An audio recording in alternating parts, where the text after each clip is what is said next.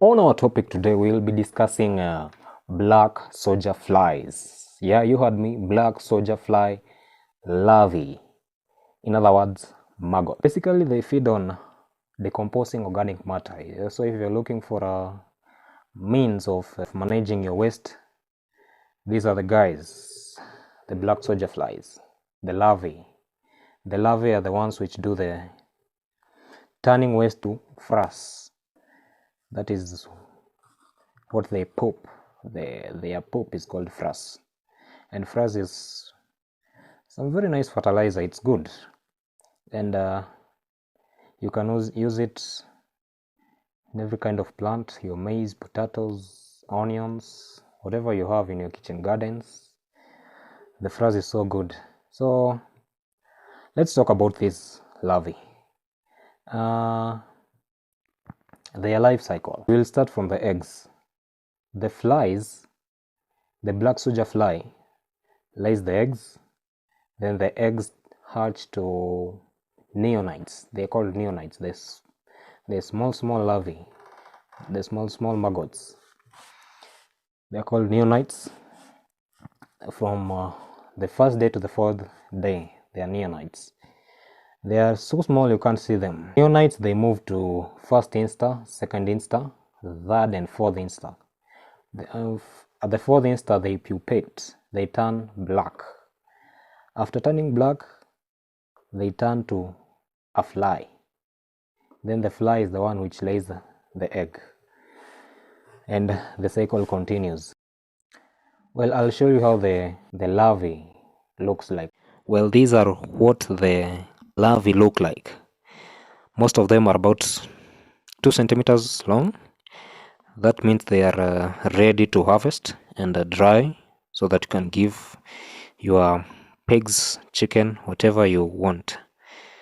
The dark ones are about to pupate. In 4 days time they won't be moving anymore, plus they won't be eating. At the moment they are not even eating. They don't feed on anything. And the light skinned ones are at the fourth instar stage. In a couple of days they will be dark skinned and ready to pupate. After the larvae turns to a fly, they mate. And this is how they mate. They mate back to back. These flies do naturally occur in the tropical zones. For example, in Kenya, the coastal region is a tropical zone. But if you're willing to do black soldier fly farming, doesn't mean that you have to be in these areas. As long as your county has a climate conditions of being a hot, warm climate, this kind of farming can do very well, because these larvae love hot areas. They do well in hot areas. Their performance is good when the climate is hot. Well, you'll find them around your house, unless there is some decomposing organic matter around there. That's when you'll find them. You'll rarely see them.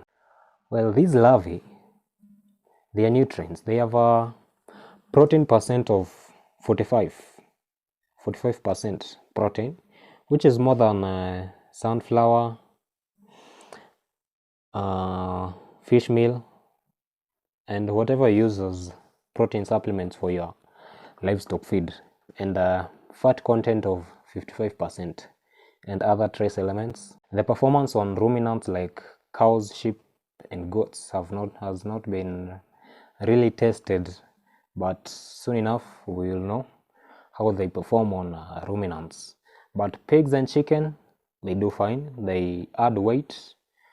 By 6 months of age, a pig is ready to sell 50 kgs and above by feeding black soldier fly.